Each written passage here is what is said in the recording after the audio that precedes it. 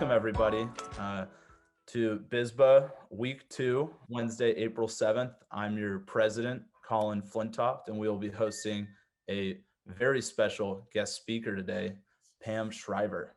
Okay. Thanks for joining us tonight, Pam. We really appreciate it. Thanks for having me. Of course. All right. So real briefly, guys, before we give a little background on Pam and then let her take the floor, we're just going to go over an agenda real quick. So I'm going to introduce our esteemed guest, Pam. She's going to share a little bit about herself and her story. Then I'm going to lead a little bit of a discussion featuring our executive board. And then toward the end of the meeting, we're going to have over 15 minutes of open audience question and answer with Pam. So I'll be moderating that. And please use the raise hand function if you want to ask your question out loud live, or you can type questions into the chat at any time and we will review these questions toward the end of the meeting. And then at the very end, we're going to go over our next play, which is basically what's our meeting for next week, and then some various other announcements. All right, guys. So who is Pam Shriver? She's currently a tennis broadcaster for ESPN and BBC. She's a former professional tennis player who's won 133 titles, including 21 women's singles titles, 111 women's doubles titles, and 1 mixed doubles title. She also has 21 Grand Slam titles in women's doubles. Right there, that's quite the resume, guys. I'm not a huge tennis guy, but seeing those numbers, that's insane. Like, we're in very, very high company tonight. She's also been inducted into the International Tennis Hall of Fame. She's a former president of the Women's Tennis Association, and she's also a former president of the USTA Foundation and is still currently on their board of directors. And then here in Los Angeles, she recently helped fund and found First Break Academy over in Carson, California. All right. So without further ado, I'm going to stop sharing the screen and give the floor to Pam. Thanks for joining us. Hey, Colin, thank you so much. And thank you, UCLA, for having me on this call and allowing me to talk about my career as a professional tennis player and more recently as a broadcaster for ESPN. I grew up in Baltimore, Maryland. I was a sports fan. I loved to play ball the second I could walk and talk and throw a ball. I just remember at such an early age loving all sports. I first picked up a tennis racket that I can remember when I was about 3 or 4 years of age. My parents played, my grandparents played, so it was really the sport of our family. I fell in love with it pretty early on. I was an okay junior player, but I all of a sudden between the ages of 12 and 15, I went from an okay junior player to playing professional tennis tournaments. So for those of you who have had a sports career so far, you know how when things click, you can really make huge leaps. So I played my first professional tennis tournament when I was 15 years of age. And that was in 1978. You can do the math. I'm 58 years of age. I know Colin and his family from a middle school where my 3 kids went to here in Los Angeles. And I just feel incredibly lucky that I was able, as a female back in the 70s, to begin a professional sports career. I played for 19 years on the WTA tour, and Colin mentioned some of the successes I had. I did pretty well in singles. I got as high as 3 in the world, but it was really in doubles. It was partnering with somebody where I really felt most comfortable. Maybe it's because I like to talk, and in doubles, you get to talk to somebody. And the luckiest break I had in my playing career was when one of the all-time greats, Martina Navratilova, called me on the phone and asked me if I would start to partner with her. And that's really the reason I'm in the International Tennis Hall of Fame, because we ended up having a record. There was one other team that played in the 40s that were pretty close to our major record. And actually, I do have a couple of props. This is a Wimbledon doubles trophy. Martina and I were lucky enough to win 5 of them.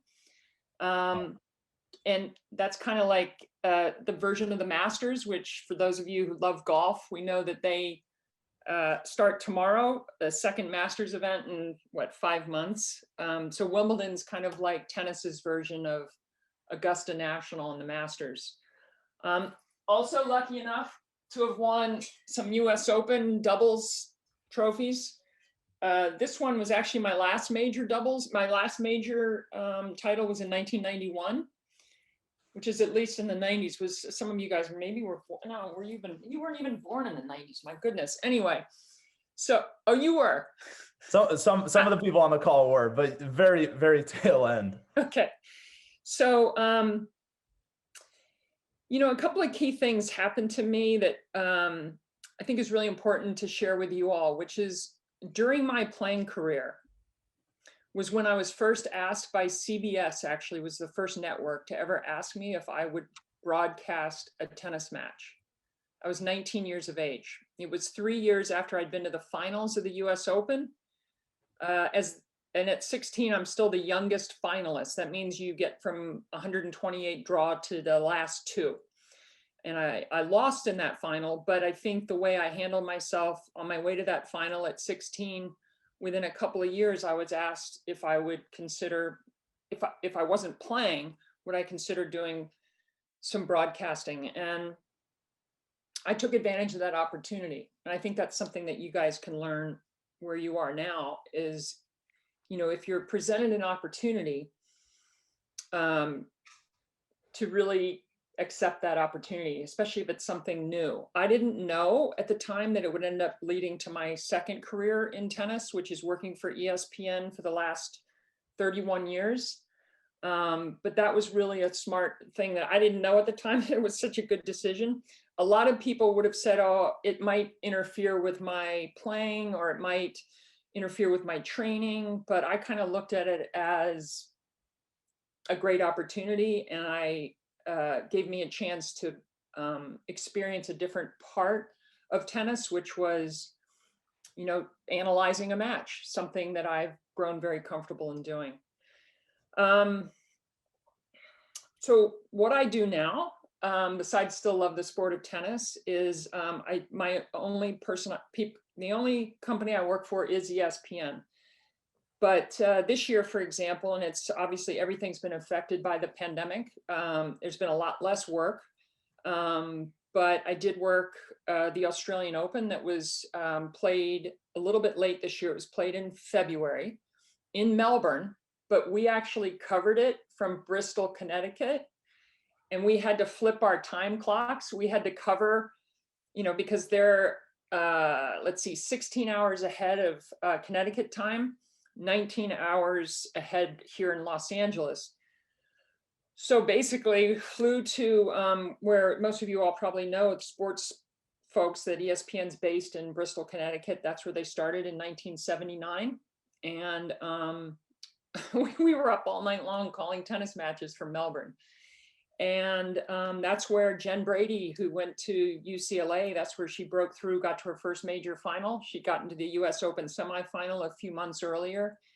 But it's kind of fun to talk to you guys and realize that one of the best young up and coming female players attended UCLA. She didn't, you know, as I say, attended, because a lot of people who become professional tennis players, especially on the women's side, they might go to college for a year or two, but they very seldom go to all 4 years because they feel that they need to get out there and start their professional career.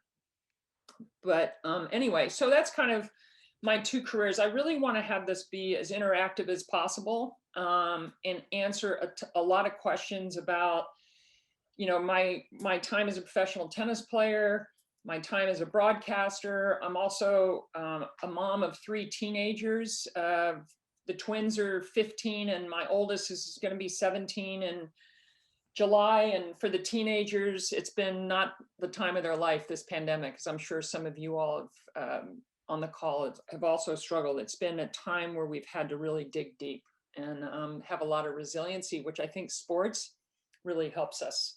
So Colin, why don't I kind of throw it out there and let some questions come through?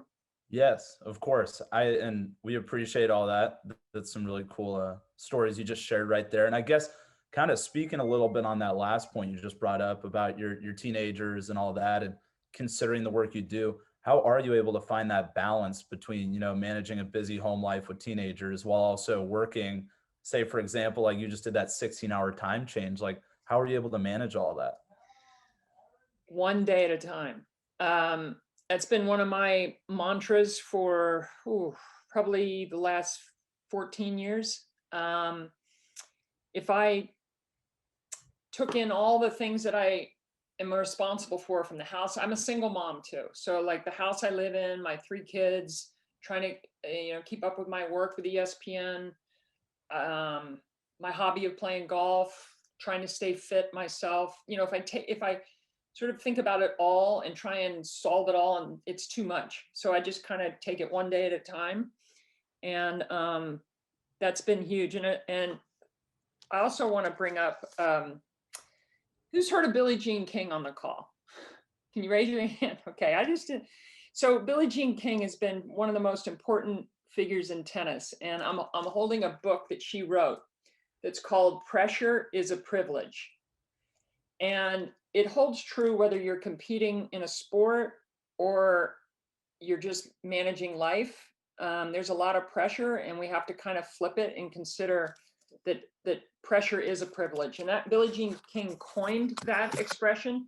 She also was the central figure in the movie Battle of the Sexes that really started to bring women's professional sports on par at times with men's professional sports. I'm proud to say that in the sport of tennis, the 4 majors, Wimbledon, US Open, Australian Open, and the French Open, all pay equal prize money.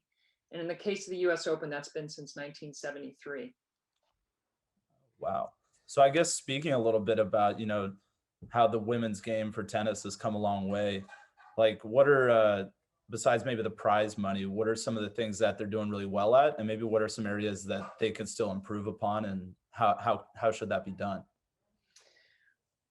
It's a great question. I think any business, first off, um, virtually every business during the pandemic has had to make major pivots. Obviously, education, professional sports leagues. I think what the Women's Tennis Association has done to manage and still have tournaments, not just be a part of the majors, but also regular tour events. Like there's one going on in Charleston, South Carolina this week called the Volvo Car Open. That's a really important event. It's been incredibly complicated, and I'm really proud of the organization. You mentioned I was president of that organization back in the 80s. I think they have, as a whole, figured out how to maintain being the #1 professional female sport in the world in a really consistent way. There's always things a business can do better. I think that they can leverage the great stars, whether it's Venus and Serena Williams that are in their last stage of their career, or somebody like Naomi Osaka, who really resonates with younger people more than any other female player in a long, long time. So you can always, I think about how to make sure that the audience connects with the stars of the game, even during these complicated times. Yeah, 100%. So I guess kind of pivoting a little bit, going back to your career as a player, if we could learn a little more about that, what would you say was the most memorable moment in your career? If you Can if I you had to mention choose one, 2 or 3? I have to mention you one, or can I? you could pick as many as you want. All We're right, we're here. why don't we just say the Olympic gold medal? Because like I've talked enough about major tennis and they were all thrills to win, but I only got to play in one Olympic game. It was 1988 in Seoul. It was the first time tennis was back as a full medal sport in the Olympics for, it had been like 40 years. And the reason why tennis wasn't in the Olympics was because it was seen by the Olympic movement as too professional. And most of you guys, unless you study Olympic history, you probably don't even know that professional athletes weren't even allowed to play in the Olympics until the 80s. Or they did it because they came from a country like a communist country where, they were professional athletes, even though they were deemed amateur in the Olympic world. So it's a much better Olympic, I think, system now where they want the best athletes in every single sport compete. So I was really lucky, and I won the gold medal with Zena Garrison in ladies doubles. We won it, if you know about tennis scoring, we won it like 10-8 in the final set. It was just, we won on our 7th match point. So that gold medal, which is in Newport, Rhode Island, and at the International Tennis Hall of Fame, I'll put that as number 1. Wow. Yeah, that sounds like quite the incredible moment. Now, to build up to get to moments like that, what would you say your typical practice schedule looked like back when you were playing on tour? And have you noticed any ways in which training regimens have changed now that the game has grown more physical? Oh yeah, it's changed so much. Just like golf, every sport has changed. When I played, most of the work that was done on the court, on the tennis court. Maybe 15% off the court in a gym. And now it's not flipped, but it's like some people, it might be 50-50 on the court, or like doing strength conditioning. Also, I think what's changed a lot, and it's evolving as we speak, is how many more athletes are really into more the mental game as well. And nobody would have considered, I don't think, very much consulting with say a sports psychologist. But I think now in tennis, that's been and I think most sports, like you hear about the golfers, and just relying on anybody that can help any part of your game. And let's face it, the mental game in anything we do is extremely important. It's almost on par with the physical game, as far as I'm concerned, because once you have the gifts, the physical gifts, in order to really succeed, you need the mental side as well. 100%. And you were saying like not too many people considered it back then. Was that anything that you considered at all? And if so, like, was it a strong suit that you felt put you above the rest of the crowd?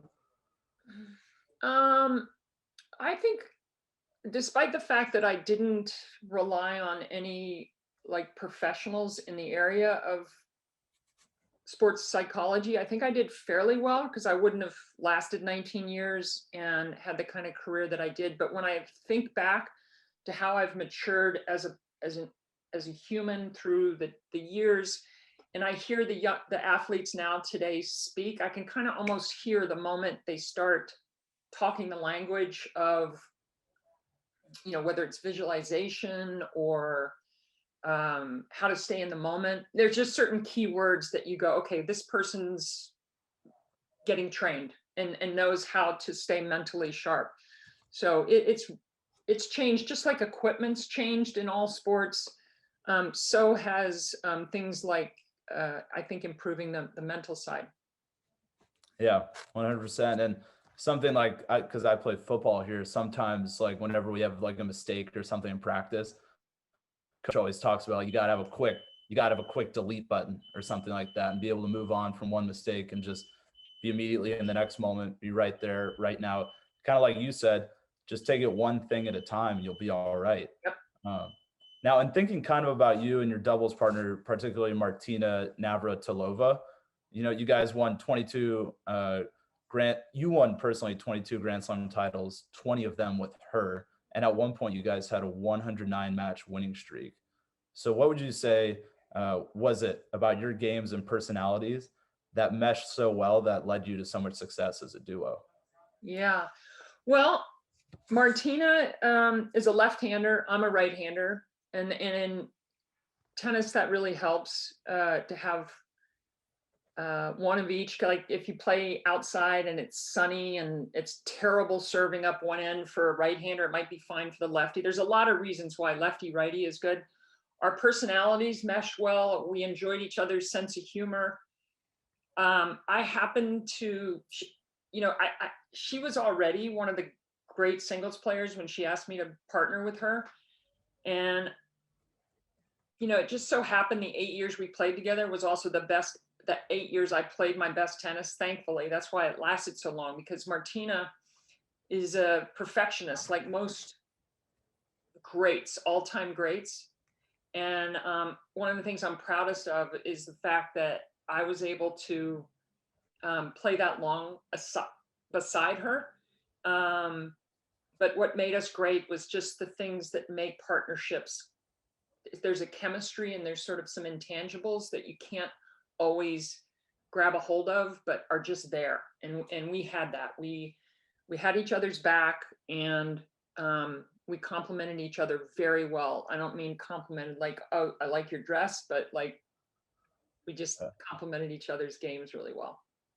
Yeah, 100%. It sounds like it provided a really nice competitive edge as well, which is really cool. I'm also curious, if you could pick any doubles partner right now and go back to playing in your prime, who would you choose, and how do you think you guys would do? Whew. Well, I guess I haven't been asked that question. That's a good one. I guess I would go ahead and want to play with Serena Williams. Why wouldn't you? I mean, you look what she's done since 1999 when she won her first of 23 major titles. She's considered the greatest female player of all time, certainly in singles over the length of time. So that's who I'd like to play with. If I could play mixed doubles with anybody, either Federer or Nadal, either one, I'd be very happy with playing with either one. That would be fantastic. I'm sure you guys would crush it. So I guess moving on a little more into the professional world and looking at the landscape of tennis as a whole, what would you say your thoughts are on players turning professional at such a young age? Like, do you think they should consider the college route to allow them more time to develop for the tour, both mentally and physically, or what do you think? Yeah, more and more are going to college. If a little bit like maybe Jen Brady sometimes, a couple of years and then go on to the tour, and you're much more mature. You've had like Stella Sampras as the female coach, as the women's coach at UCLA, and Stella would have really helped Jen Brady come into her own, have time. Jen was able to have time away from her family and just mature. So that's a great example. Sometimes more on the men's tour, like John Isner, who's been one of the top US male players for the last 15 years. He graduated from University of Georgia. So he went all 4 years. There've been quite a few international players like Kevin Anderson from South Africa. He went to Illinois. So the college system has been utilized fairly well, but more recently, because careers in tennis have been extended, like Federer's 40, Venus is 40, Nadal's in his mid 30s. So because the careers are extending, there's not so much the rush to feel like you've got to go right out onto the tour. Like when I played, it was, I got the finals US Open the day before my senior year of high school started. I got to 10 in the world as an amateur, and I realized I wasn't going to go to college. So it's really changed in the last couple of decades, where now it's gone back to where college is. It can be a really good developmental few years for some players. Yeah. And overall, I would assume you would say that's for the better, correct? Yes. I think there's, well, look, we all know the importance of education. And if you can, before you get out on the tour, if you can already have your degree, great. I know that there's a player just recently who just retired, who had gone to Stanford for a few years and then played out on the tour. Her name's Nicole Gibbs. She's decided to go back to Stanford and finish her degree. And I think that's an important thing for scholar athletes to have the partnership with a university. If their sport, their choice to go professional it's a huge decision, but it's really great when the university welcomes that student athlete back to finish their degree. I love that that's happening right now with Nicole Gibbs and others. Yeah, that is a really cool thing that they're doing. And even within our football world, just a few years ago, like Josh Rosen, he was able to go early to the NFL and then actually was able to continue doing some classes in order to wrap up that degree. Because like you said, education just is so important. I guess kind of looking back, taking you back to 1990 when you started your broadcasting career with ESPN, How were you able to find the balance between preparing for your matches, both as a player while also preparing to like analyze and report on your fellow peers? Like, what did that look like? Well, by 1990, when I started to work for ESPN, the prime of my career was pretty much gone. 1990 was the year I had my first shoulder surgery, which was my I've had two shoulder surgeries. I need a third that I've put off because I just try and keep as strong as possible, and I don't serve overhand anymore.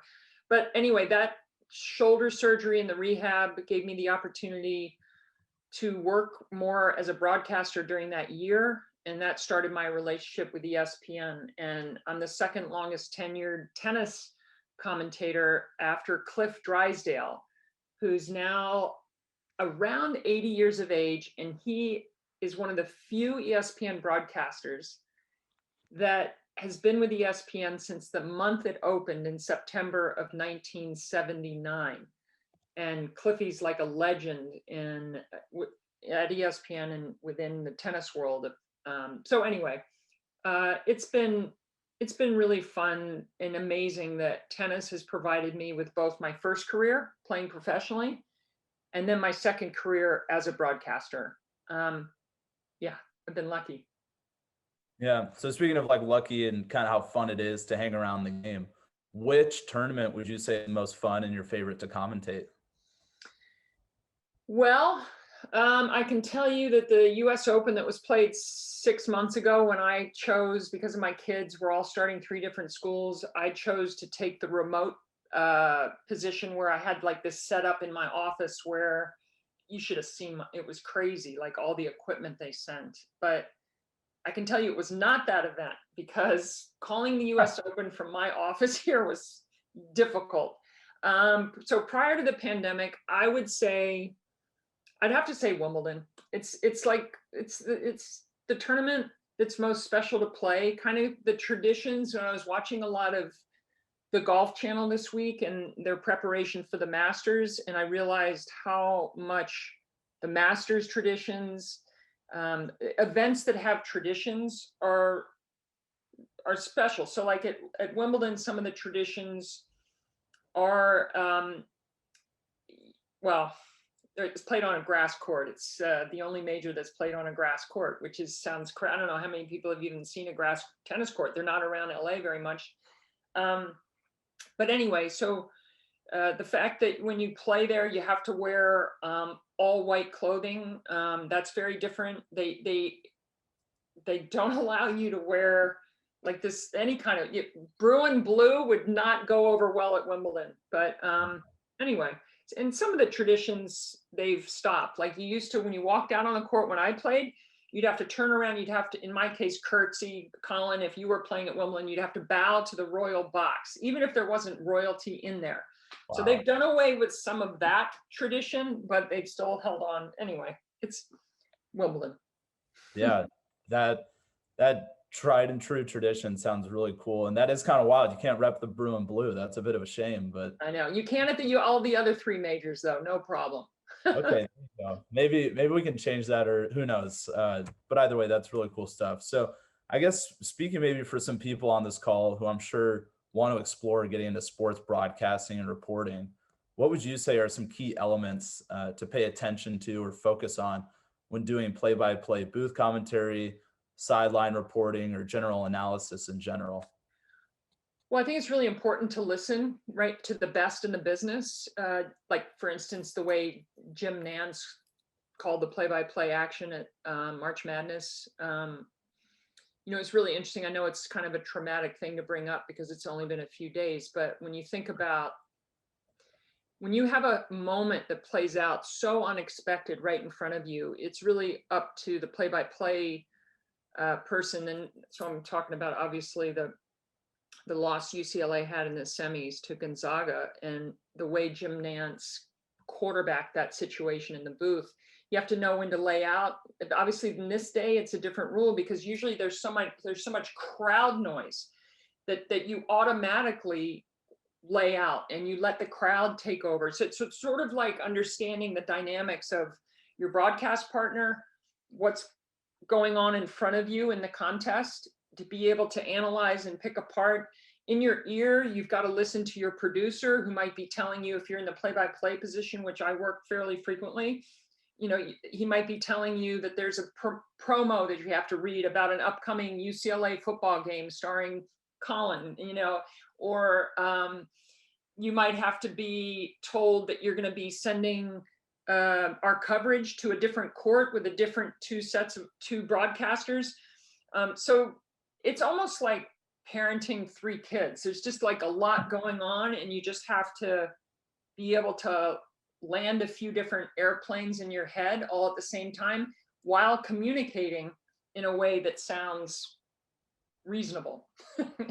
Yeah, that sounds like so much is going on. And it sounds like it takes a lot of practice. How was it at first? And then when do you think you got to a point where you felt really comfortable in your role and grew in confidence? Yeah, look, the first up until for like the first 15 years, I only did the analyst position, which to me was really easy. I just sit in the analyzing position. I would have headset, and I could hear the producer, but basically all I had to do was describe the match that was playing out in front of me, and be conversational with my play-by-play partner. Sometimes we might have a courtside reporter or commentator, so there might be 3 of us working a match. But it's really when I had more training was when I moved to the play-by-play position, and that just takes, like, you have to know maybe how to take a count in your ear, because they'll count you down from 10, and then when they hit 0, you've gone to commercial. So you've got to be able to time it in your head to say what you want to say and be done. So just certain things you learn, like you try and give the viewer a reason on the other side of the, in tennis, it's a 90-second change of ends, or, therefore a 90-second commercial. We know how everybody will either change channels, or in the case of your generation, you live stream everything.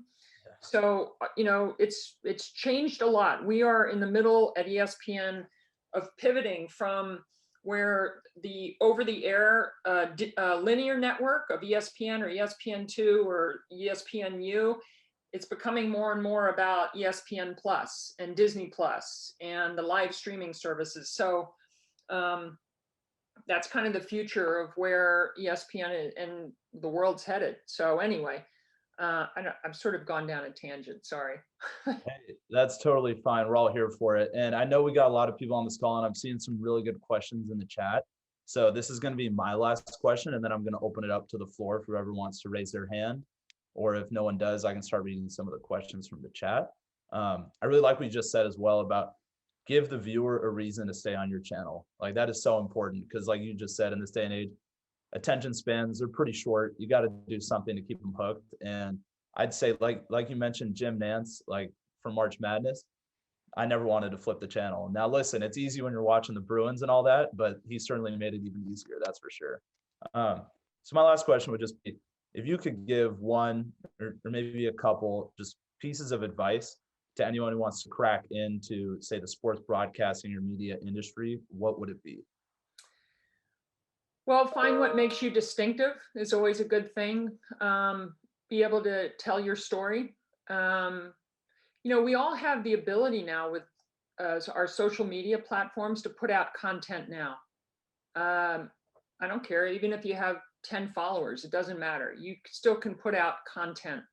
So think about what you put out. If you, a lot of times, because I'm in the middle of a long gap between when I work for ESPN, I'll sit down and watch a match like I did that was played in Miami over the weekend, and I might put out some of my own content, what I would have said had I been commentating on that match. And I think you guys can do that too. I mean, why not? If you see something that you haven't heard either of any of the broadcasters comment on, and you think it's important, and then go ahead, put it out there at the same time that the event's going on, and know how to at the right event. And even broadcasters, I don't know, there's just, you guys have a lot more opportunities to get people's, I think, attention. But there's also therefore more competition probably too. Yeah, 100%. That's really cool. And I know one of our executive board members and vice presidents, Nicholas Kahn, is someone who's very interested in play-by-play, and he's been able to do some as well. And it sounds like it's a really good idea to try and just do some of your own, maybe, make your own secondary Instagram account and start sharing it like play-by-play by Nick or something like that, and start building that resume. The name is really important too. Like I have a friend he's a coach, but he's trying to get into the broadcast, and he's doing these short little podcasts that are just 5 to 10 minutes long. And his name is Mark. And in tennis, we have an expression, check the mark, like wondering if a line call is in or out. So the name of his podcast is Check the Mark. And I just think that's a great name, so start to think about a lot of life is market, a lot of careers and a lot of situations, how you market yourself. So, think of clever ways to make yourself stand out. Yeah, definitely. We appreciate it. All right. I'm going to open it to the floor, and you guys are welcome to ask any of your questions. We'll try and get to the ones in the chat. If no one has anything, I'll just start going to that chat. Or I might say, I see Abby Forbes of women's tennis, and it looks like she's got a happy birthday balloon behind her. So anyway. Oh, there you go. Abby, would you like to speak, or should we read your question for you? What would you like to do? I can speak. For starters, the happy birthday balloons are mine, but I just haven't taken them down. My birthday was about a month ago, so I'll need to throw those away soon. But I had a couple of questions for you. First of all, thank you so much for coming on this call with us. For those of you who aren't tennis people, it's truly an honor and a privilege to have you on here speaking to us at all whatsoever. So thank you, truly thank you. And one of my questions was, who played the most impactful role in your life while you were on tour, or who was your biggest motivator? Or if it was a thing, what was it? Great question. Thanks, Abby. My coach, I think most of us who make it to the level that I made it, like a coach is so important. So I had a coach from when I was 9 years of age till I was 24, and his name was Don Candy. He's now passed away, and he was hugely instrumental in me going from an okay junior player in the state of Maryland to 3 in the world in singles and 1 in doubles. I will also say, growing up in Baltimore, when I grew up in Baltimore, our NFL team was winning a Super Bowl. We won a World Series, the Orioles, which I'm a part owner of the Orioles. I'm very proud Baltimorean, and I was invited to be in that ownership group. That was another opportunity I took, Colin, I haven't mentioned, but when the current owner, Peter Angelos, bought the team, I was one of a handful of limited partners invited to be on to be in the ownership group. So that's a lot of fun. But so Abby, when I grew up in Baltimore, there were a lot of Baltimore athletes that inspired me. And I will tell you that Billie Jean King inspired me a lot. I was 11 years of age when she competed in the Battle of the Sexes match. And talk about pressure. If she didn't win that match, women's tennis may not be where it is today. So she was really important to me. Thank you. And Colin, if I can I ask my second one? Go for it, by all means.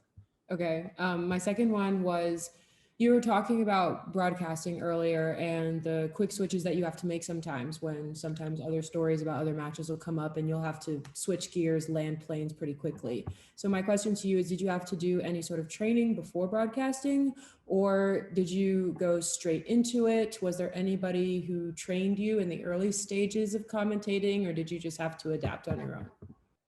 I mostly just adapted on my own. They had very little training, and they had very few. When I first went to the booth in 1981 for CBS, I was only 19 years of age, and one of the reasons I was asked was because they didn't have any female broadcasters. That's so much about that has changed these days. And I actually have the flag stick that I worked when I worked the US Open from my home office. So the microphone went into here, and this was how I would just do my reporting. I don't have the microphone anymore. I had to ship it back, but I still have the flag stick. But when I did shifted to do play-by-play, and I mentioned that when I was talking, I did get some formal training. I went to New York City and I had a couple of sessions with our then executive producer of tennis. And I did like a couple of practice matches in the play-by-play position so I could understand how to throw to commercial correctly and just things like that. But honestly, very little training. And I think for people who've played a professional sport and then go into that sport, that's probably more the way it is than if you major in it in college, or and you major in communications or broadcasting, and then you have more of a traditional pathway. It's probably, to be honest, easier to break in the way I did, which is through the player route. But I don't know, there's still opportunities there, especially I think if you have been a top collegiate athlete, top high school athlete, and you are an expert in a sport or many sports, you can do it.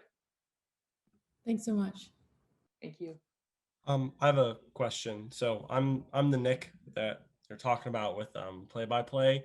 Like I'm usually sports moments for me are I think of more about the call behind it than what actually happened. If it's dig sideline touchdown with Joe Buck, or it's miracle on ice, do you believe in miracles? Did you, when you started play by play, find inspiration in any specific person, either in your sport or other sports, and how they did it, or did you just kind of play around with how you were going to call things and came into your own kind of style of calling a game? A little bit of both. I think more I had my own style, my own personality, and I think to be natural, to be able to do it and still have, when people are listening, feel like it's authentic and natural, I think is a good thing.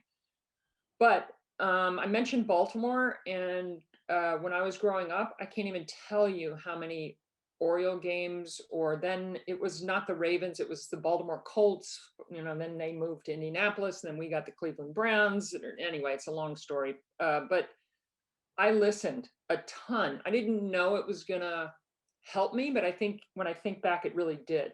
Like how much I listened both to radio and to TV all throughout my life. Thank you. Thank you. Yeah, that stuff certainly sounds really helpful. And Jada, I see you got a question. Would you like to ask it? Yeah, it's actually kind of like two different questions now, but there's one I mainly wanted to ask. So, hi, Pam. I'm also on the tennis team as Great. well here, and I'm also one of the e-board members with BSBA, with Colin and Nick and a few others. But you touched upon a good topic or a good point when answering Abby's question regarding gender equality within the sports broadcasting world. And so I was wondering, what are some of the double standards that you see within the business, that is a big thing within that business, and how do you see that breaking over time, especially as more women are trying to get into the sports broadcasting business, since it's such a male dominant industry nowadays? So where do you see that, and how do you see that changing over time? Well, I think when you just glance through a broadcast situation, or you look on ESPN, or almost the Olympic Games coming up in Tokyo, you're just going to see so many more females on air than any other decade. So it's been a huge change. Taylor Johnson, who's a part of women's tennis, asked, women's sports have grown tremendously over the years. How do you think we can keep growing and highlighting female athletics? Well, it's still an emerging market throughout a lot of the world. That's how I view women's sports. I see it just in parts of the world. When I was competing, tennis might be the only female sport accepted in that particular country. And now I see where women's tennis is played throughout the globe. I see where other sports, I see where Women's World Cup has gone. I see where the WNBA has gone, the LPGA, and a lot. And the Olympics is a great example where the power of female athletes at the Olympics is really extraordinary. So I think it's almost like buying a stock. If men's sports was a stock, it would be, of course, right now worth more than women's sports, professional sports stock. But when you think about the future and the growth potential, there's so much more growth potential in women's sports. And you can just see little girls who enjoy compete, every stage of girls and now say teens, and they've been able to play so many different kinds of sports. So it only feeds on itself. Like the audience is only going to grow and be more accepting of female athletes in professional female leagues. While at the same time, I think men's professional leagues and men's professional sports will be rock solid for, forever. I hope, because both of them together. Let me just say one last thing about the beauty of tennis, major tennis, is that you get men and women coming through the door of these major championships on equal footing.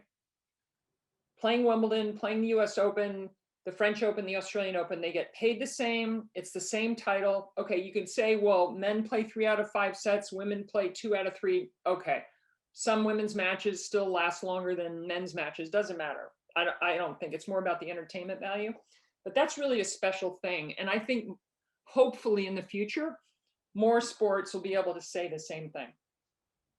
100%. I think that's a really great answer to that. And hopefully we can find a way to keep improving those female athletics and highlighting them. So like you said, it can be on equal footing, on an equal stage and all that. And I know I just said last one, but this is my last one. It should be a short one. Usually like at the end of any meeting, I like to have like maybe a final thought or action item to take with me. If you could impart one on one of us, what would that be? I would say the importance of taking care of yourselves and self-care. To me, it's been so important, especially during these times. I mean, you guys are living in your college life, you're living through something that hasn't happened in over 100 years, a global pandemic. It's part of this has been just horrendous, but there's always silver linings. So I guess my parting message would be to remember each day to take care of yourself, get enough sleep, eat the right stuff, put the right things into your body so you can be at your optimum. It is really a tough time, and you need to have reserves so that when the days are more challenging, you can get through those days. And I just thank you for allowing me to share some of my experiences. And I really wish you all the very best. And I want your college life to return to normal as soon as possible, because that will also mean my 3 teenagers' high school lives will return to normal as well. Hey, I see Lucas Bellamy on the call. Lucas, What's going on? Hey, how are you? I'm doing well. How about I yourself? played the tour. I played the tennis tour with Lucas's mom, and I've known his dad since before Lucas was born. So anyway, sorry to shout you out and embarrass you, but no, I loved it. Thank you for having me up. Yeah, I just saw your name out of the corner of my eye. Sorry. No, you're all good. And Lucas and I were actually teammates on a bunch of youth sports growing up back in the day. So it's a very, very small world. So yeah, we really appreciate that, Pam. Some of the advice you shared today and the stories you shared were absolutely incredible. And I know we'll be taking, I certainly took a lot of notes, and those notes are probably worth their weight in gold. That's for sure. So to end this meeting, we're going to go through some announcements and stuff like that. You're welcome to hang around, but we completely understand if you want to call it a night, because even just giving us this time was very special. And so very huge thank you to you. We really All right. Thank you. I will go say goodbye and make sure I still have 3 teenagers in the house. And thank you. All the best. Thanks, there Colin. you go. All right. Well, take care, Pam. We really appreciate it. All right, you guys. So we're just going to finish off the meeting real quick with a couple of announcements. So real quick, I'm going to hand it off to Emily Hong, who is our project manager, who's going to talk a little bit about our case competition. Thanks, Colin. So we're having our first virtual case competition, and the scenario is basically you're the general manager for the LA Rams, who traded Jared Goff for Matt Stafford, and